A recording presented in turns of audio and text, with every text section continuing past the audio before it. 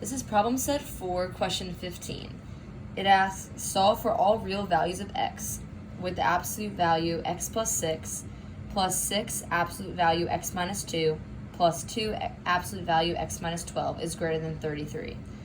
So to solve it, you want to look at the graph to figure out when this left side is greater than 33, the horizontal line.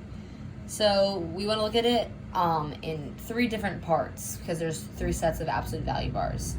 So if you start with making a timeline with the 3 zeros on the left side of the equation, you have negative 6, 2, and 12 from x plus 6, x minus 2, and x minus 12. So you make a timeline, and you first deal with x is greater than 12, so any values on the right side. And you plug in 12 to all of these 3, and you see that positive outcomes come out. 12 plus 6 is a positive number, 12 minus 2 is positive, and 12 minus 12 is 0. So all of these values after absolute value is positive. So nothing changes, and you can substitute parentheses for absolute value bars. And once you do that, you can solve, and you get 9x minus 30, and you leave that there.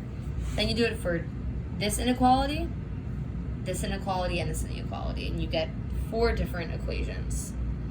And for example, for this one, if you plug in 2 up here, you do get a negative number here, so you can't substitute parentheses. You have to flip the sign and make it minus 2 parentheses x minus 12.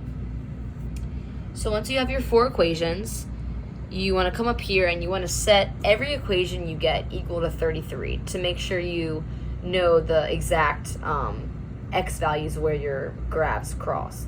So 9x minus 30 equals 33, you get x equals 7. 5x plus 18 equals 33, you get x equals 3. And negative 7x plus 42 equals 33, you get x equals 9/7. So then you have to substitute your 12 into your equation, and you get 1278 as a point. Then you substitute 2 in, and you get 228. And then lastly, you substitute negative 6 in to either one because they're the same equation, you get 84.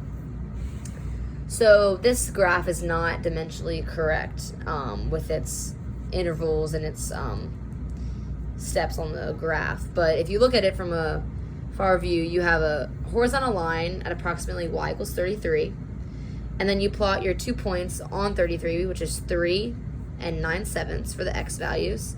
And then you have your points, 228, 1278, and negative 684.